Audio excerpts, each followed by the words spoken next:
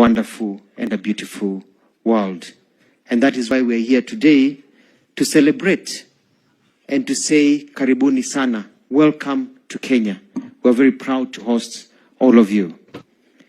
After the speeches, with permission of the President, I'm going to request that the senior United Nations members to be able to go on this side so that United Nations Secretary General will get an opportunity to introduce you to His Excellency President William Ruto.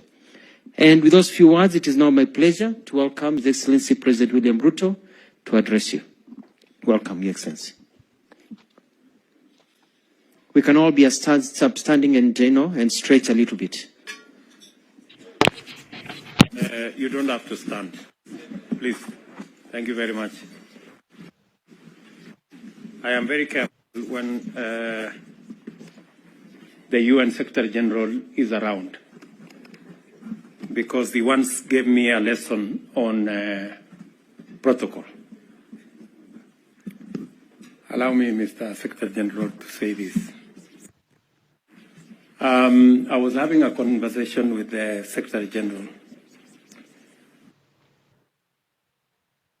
I have a lot of respect for him. I kept on referring to him, Your Excellency,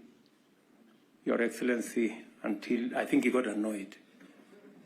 And then he told me, listen, if you don't call me Antonio, and you continue calling me Your Excellency, I am going to call you Your Majesty.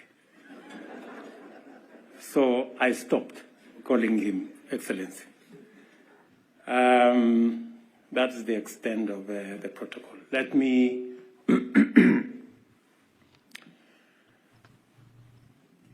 Mr. Secretary General of the United Nations, Antonio Guterres, the United Nations Deputy Secretary General, my dear sister, Amina Mohammed, Chief Executives of United Nations agencies, funds, programs, and related organizations, Excellencies, ladies and gentlemen, good evening and welcome to Nairobi. I will volunteer 2 pieces of information for those of you who are in Nairobi for the first time. Number one is that your coming to Kenya, aside from being your home, because we have a UN agency here, and I dare say the largest UN agency anywhere in the globe. Kenya also hosts somewhere 300 kilometers from Nairobi. That's where scientists, and I am one of them, discovered the earliest remains of man. It means that all of us, wherever you come from, whether you come from Europe or America, or like Antonio here, one day sometime we all began from here. So it is correct for me to tell you, welcome home.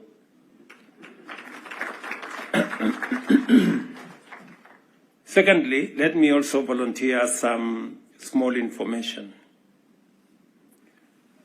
10 minutes drive from your hotel room is our national park. And we have all the wild animals there. We have the lions, the cheetahs, and elephants, and many wild animals. Occasionally, they break off from the fence.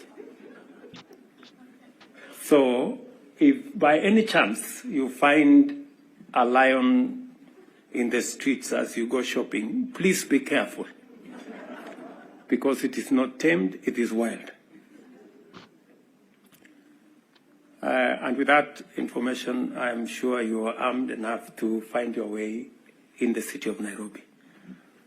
But Mr. Secretary General, I'm honored to extend a very warm welcome to all of you and from the great organization that we all belong, the United Nations.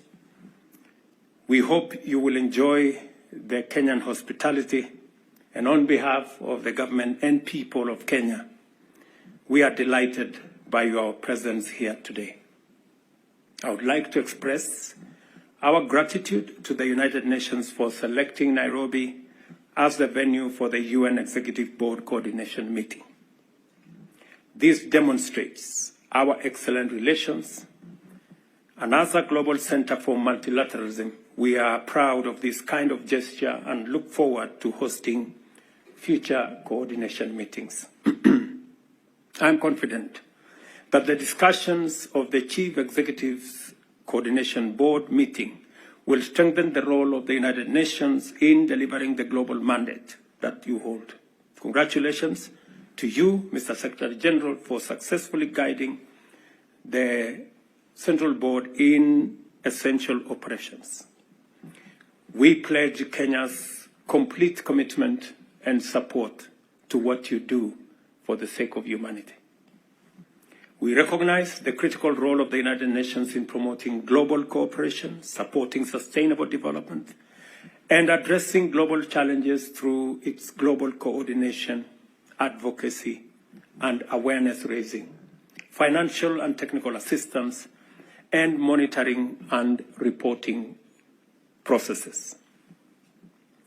Kenya is a crucial partner of the UN in multiple sectors, including implementing Agenda 2030, supporting the United Nations operations in the Horn of Africa and the Great Lakes region, and addressing complex global challenges such as climate change, environmental degradation, biodiversity loss, food insecurity, economic inequality, and of course, political instability. Our coordinated and strategic partnership has benefited from the development reforms, enhanced coordination of UN country teams, integrated pragmatic support, and mobilization of funding aligned with our national priorities through the UN Sustainable Development Cooperation Framework 2022-2026. In our region, the Horn of Africa and the Great Lakes, we continue to face many crises and natural calamities. Kenya, in collaboration with other member states, regional organizations, and the UN, provides political leadership towards resolving some of these very complex challenges. Specifically, Kenya has taken a leading role in championing peace in Eastern DRC through the EAC-led Nairobi process. We are keen to work with all international partners to restore peace and security in the Sudan. Somalia provides an opportunity to act in concert to consolidate gains made since the deployment of AMISOM in 2007. Kenya is proud of the United Nations offices in Nairobi and has invested heavily in the UN complex and Gigiri area's infrastructure. I call upon the leadership of the UN to strengthen the United Nations office in Nairobi to effectively extend its services to the global south. We already demonstrate this goodwill in the ongoing renovation of the Union Blocks A to J, and we hope that upon completion, the state-of-the-art complex will be an iconic model at the status of other UN headquarters in the global north, improving the delivery of its programs. I invite all of you to take advantage of the various hubs in Kenya to enhance efficiency and effectiveness in achieving your mandate. Mr. Secretary General, I have told you earlier that whenever you speak our language, and you are our voice on the two most important items that the Global South faces. Number one is the subject of climate change. We believe that it is time for us as humanity to appreciate the existential threat that climate change poses, not to any particular country, any particular region, but to humanity in its entirety. And the urgent need to reconfigure what can be done, what everybody can do to deal with this challenge. We have taken the position as people from the Global South that it is not enough for us to say we didn't contribute much. It is not enough for us to say we are victims. We must proactively begin to offer what we consider our contribution in solving this problem, however it was created, by whomever it was created. I think it is now our collective responsibility to find the solution. And Mr. Secretary General,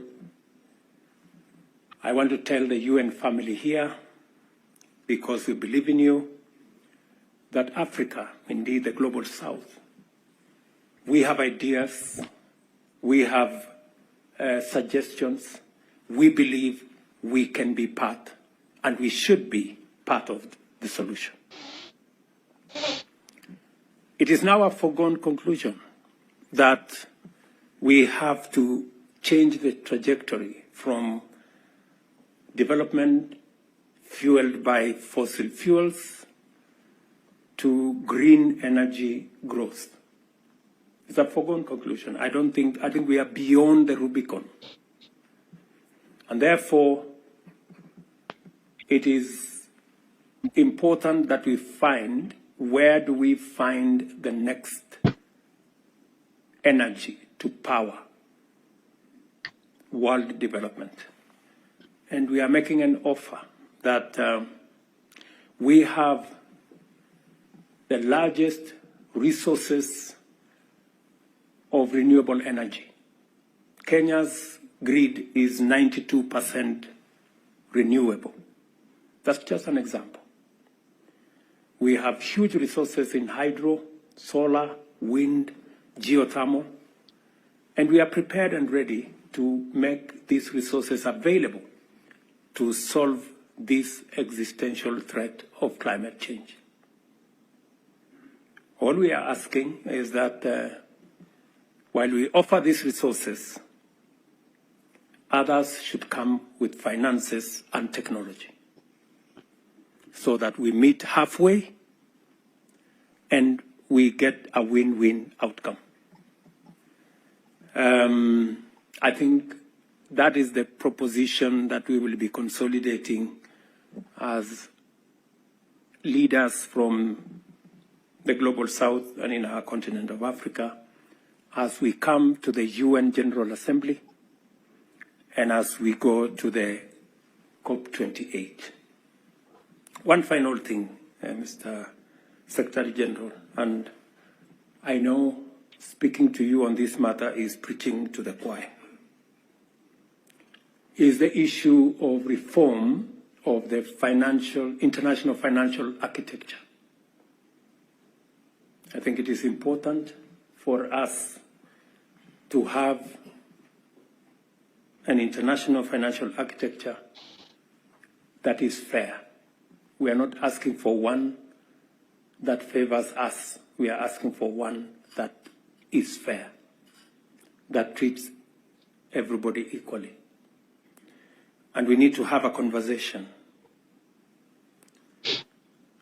how this can be brought to being.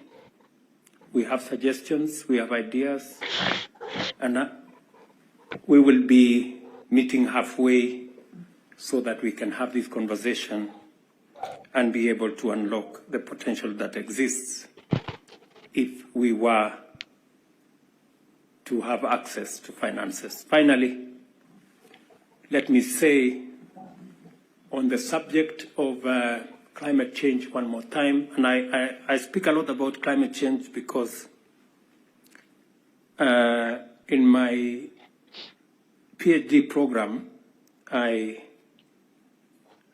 a scientist, I was heavily invested in matters environment. That we need, it is not enough for us to continue to have a conversation, sorry, to have a conversation about adaptation. It's a good conversation. Loss and damage is a good conversation.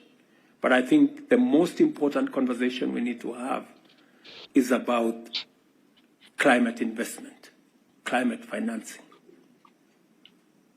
That's the real conversation we need to have. And hopefully we should create a framework for us to have that conversation. We certainly need to have a carbon market. We need first to understand the carbon trading. We need to assess those who emit, what are they doing, and what does it cost those who don't. Mr. Secretary General, I know the United Nations is a global power. I do not want to push my limits beyond there. Let me stop. I request, ladies and gentlemen, that we all rise and join in a toast to the warm and cordial collaboration between Kenya, the United Nations and its agencies, and to the continued good health and well-being of my good brother, His Excellency Antonio Guterres, the continued prosperity of the United Nations family, and the continued partnership with the Republic of Kenya.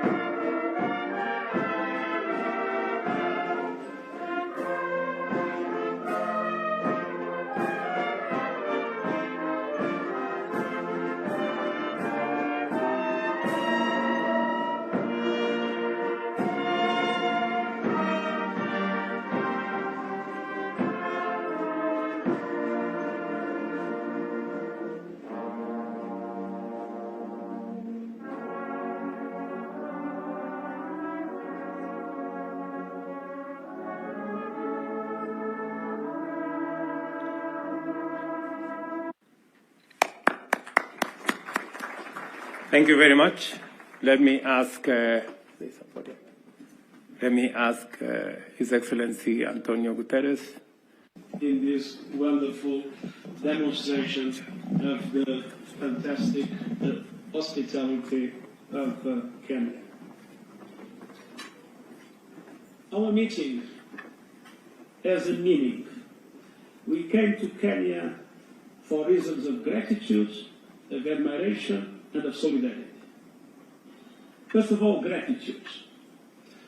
The hospitality of Kenya does not translate itself only in a wonderful dinner.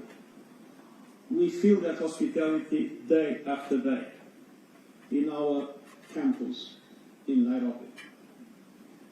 We received from the Kenyan government the largest campus in the world, in the most beautiful area in the world.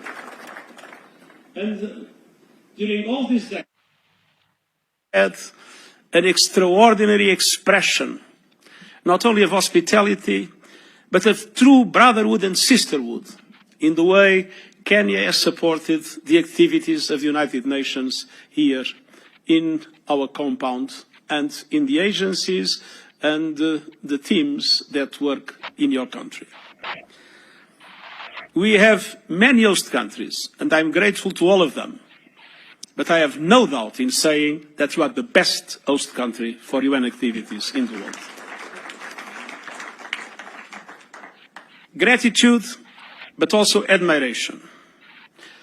I am deeply moved by what has been the extraordinary leadership of Kenya and your personal extraordinary leadership in the difficult moments the region has known in the last years, and particularly in the last months and weeks, with a permanent initiative and a permanent commitment to lead the African solution for the African problems that surround you.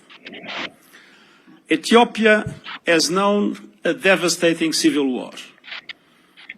Kenya had an absolutely central role in creating the conditions for a peace process that we all believe will lead to a positive solution for all the Ethiopian problems. When one sees today the tragedy of Sudan, it is clear your personal leadership, together with the countries of IGAD, together with the African Union, and we are fully ready to support it, in trying to make sense of this horrible situation in which two leaders are fighting each other and destroying their own country. And again, Kenya is in the front line of addressing the problem and doing everything to solve it. In the DRC, we have MONUSCO, and we know how difficult it is to operate in the DRC. And we are extremely grateful for what has been the Kenyan initiative, the Nairobi process, and the courage of Kenya sending Kenyan military in a very, very, I would say, dangerous situation, not waiting for financial support, not waiting for equipment or for whatever. You have sent a group of troops that has performed, together with your political initiative, almost a miracle. We have seen the M23 at the doors of Goma, and we know Goma is safe, and the M23 is slowly retreating. Things have calmed down. Problem is not solved. But we know that Kenya is in the front line to address it and to help to solve it, because the Democratic Republic of Congo people need and deserve peace more than anyone else in the world. I visited Somalia many times, and I know the very important role that Kenya has always played in relation to the stabilization of Somalia and in relation to the fight against terrorism in this part of the world. And I could go on and on with South Sudan, with your active diplomacy with Eritrea, probably one of the most complex diplomatic efforts ever made by an African head of state. Indeed, I have to say that what Kenya is doing and what you are doing is a remarkable example of how we are able in the world to solve problems, to bring peace, and to address the dramatic conflicts that we all face and are having such negative consequences in relation to the stability and the economy of the whole world. Gratitude, admiration, but also solidarity. Solidarity because we live in a world in which we face dramatic inequalities, and inequalities that have been rising. Inequalities among different people, but inequalities among different countries. Looking at the last few years, I was, many decades ago, Prime Minister of Portugal. And I imagine what it is to be Prime Minister of Portugal and what it is to be President of Kenya at the present moment. The COVID came. Portugal had a very easy access to vaccines and managed to fully vaccinate its population in a record time. African countries had an enormous difficulty to have access to vaccines, and even when African countries gathered the money needed to buy them, they were not available in the market. Then we had to recover from COVID. And the Prime Minister of Portugal had the support of the European Union, and the European Union printed a lot of money. The United States printed a lot of money, and all developed countries in the world printed a lot of money. I don't think in Kenya there was a possibility to print a lot of money without completely ruining your currency. And when, in the developed world, so much money was printed, that was one of the causes, not the most important one, but one of the causes of the progressive rise in inflation that, after the invasion of the Ukraine, became quite dramatic. And when inflation grows, interest rates grow. And when interest rates grow, a country like Kenya has to pay a heavy price. You couldn't print money, but you are paying the consequences, at least partial consequences, and the money that others probably have printed a little bit too much. Then, my dear friend Kristalina Georgieva, that is very concerned with the problems of the countries and the economies at that moment, was able to convince her board and to print in a different way the special drawing rights. The special drawing rights, thanks to her initiative, and I'd like to praise her courage, pushing for it, but there was one thing she couldn't change, the rules of distribution. So the Prime Minister of Portugal witnessed that the countries of the European Union, of which Portugal is a member, have received 160 billion US dollars for a population of a little bit less than 500 million people. Kenya, the President of Kenya, your predecessor at the time, was part of an African continent with more than 3 times, close to 3 times, the population of the European Union, and that received a total of 34 billion US dollars. And the least developed countries, that represent about 800 million people, almost double the population of the European Union, $17 billion. And we all know that reallocation has been a very complicated thing to put in place. And then, obviously, even if Portugal has a debt that is higher as a percentage of GDP than the debt of Kenya,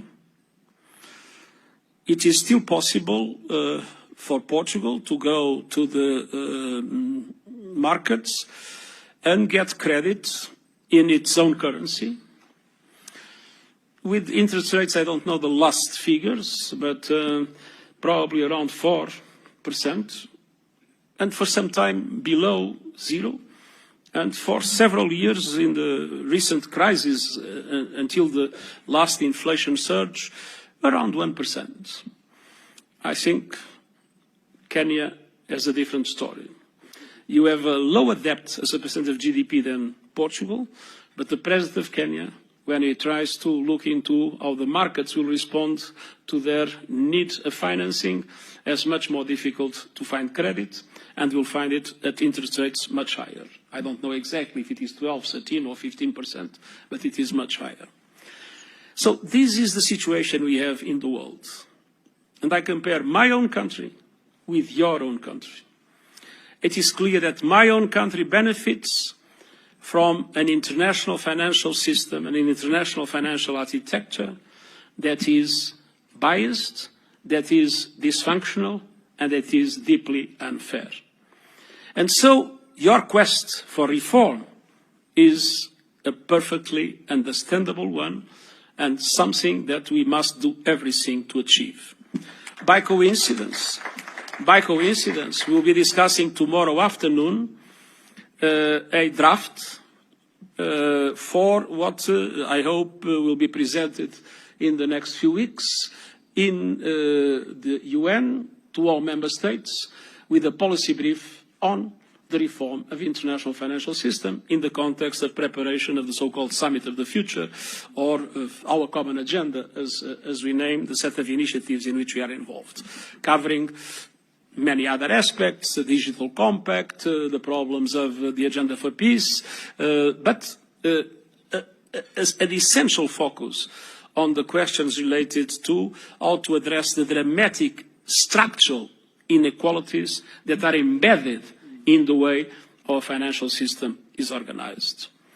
And here Africa was a double victim of colonialism. First of all, because of colonialism itself. And I'm particularly at ease because I come from a colonialist country. But second, because when the institutions that are today the pillars of multilateralism, the UN, the Bretton Woods institutions were created, the African countries were not yet independent. They were not there. Their voice could not be heard.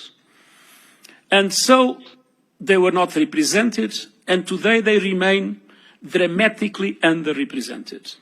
Underrepresented in the UN, where there is still not one single African permanent member of the Security Council, which is something that is profoundly unfair and needs to be corrected, but also clearly underrepresented in the Bretton Woods institutions and other international institutions that were created to manage the global economy. And this, again, is something that a serious effort of reform must be able to correct. And I wanted to tell you that the United Nations is there to represent all nations of the world. But I believe that my role as Secretary General is to assume what is the need to address the dramatic inequalities that exist and to give the Global South the opportunities that the Global South requires in order to be able to catch up as quickly as possible, as it is absolutely essential for a matter of justice in our world. And climate change is the best example of that. As you said, Africa had a very small contribution to climate change, but many African countries are in the front line of the impacts. Floods, droughts, many other aspects. And this is a factor not only of poverty, in some situations of hunger, but a factor of instability. One of the reasons why the Sahel has witnessed such a progression of terrorist forces is exactly because of the impacts of climate change. It's not the only reason, but it is an accelerator of all the other reasons that are creating so many factors of instability within the African continent and other parts of the world. And indeed, the drama is that independently of everything that is being said, we need to dramatically reduce emissions this decade, and the emissions are still growing. And 80% of the emissions are of G20 countries, developed countries and large emerging economies. It's not Kenya, once again. In this case, Portugal also has a very small contribution. But the truth is, those countries have the responsibility, and it's good to see that Kenya is also ready to assume that responsibility, to dramatically reduce emissions this decade if we want to rescue the planet and if we want to make it still possible to get to an increase of 1.5 degrees by the end of the century. Unfortunately, we are not there. Developed countries are not doing enough, emerging economies are not doing enough, and we have proposed the Climate Solidarity Pact, in which both will assume more ambitious targets, and at the same time, developed countries will be able to provide the forms of financial and technological support for emerging economies to be able to accelerate their own transition into renewables and other forms of the green economy. And on the other hand, the climate change is there, and you witnessed that with the drought that you faced. And so, as you mentioned, adaptation, loss and damage, all these are crucial aspects in relation to which we have not yet found adequate answers. Adaptation is still not getting 50% of climate finance, and the loss and damage, let's keep our fingers crossed to make sure that it becomes a reality before the next COP in the Emirates. So we, as you mentioned, we as United Nations, we have not the power, a secretariat and agencies, and we have not the resources to change these things. But one thing you can be absolutely sure, we will be at your side. We will be together with the Global South, fighting for a world that is more based on justice, on fairness, a world where all women and men can have access to the same opportunities. It will not be immediate, but one thing needs to be done immediately. It's to reverse the trend that is amplifying inequalities and that is making our Agenda 2030 and the Agenda 2063 of the African Union becoming a dream instead of a reality. We still are on time to start reversing this trend, but that needs a lot of courage, and that needs those that today have the power to understand that it is better to share their power and the resources than to face a world that will be condemned to climate havoc and to more instability, more conflict, more wars, which means that nobody will benefit from it. You can count on our solidarity because it's the right thing to do and because we are all citizens of the world and sons and daughters of the same God. Thank you very much.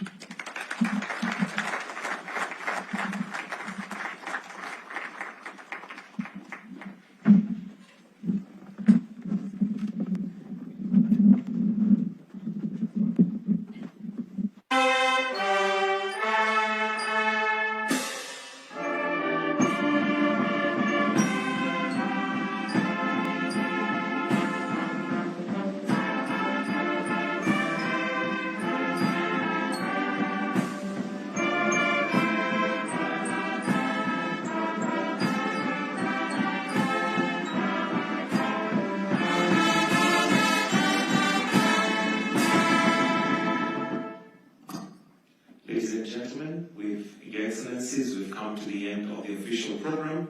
So at this point, you're welcome to retreat at your own pleasure, but I'll request that you remain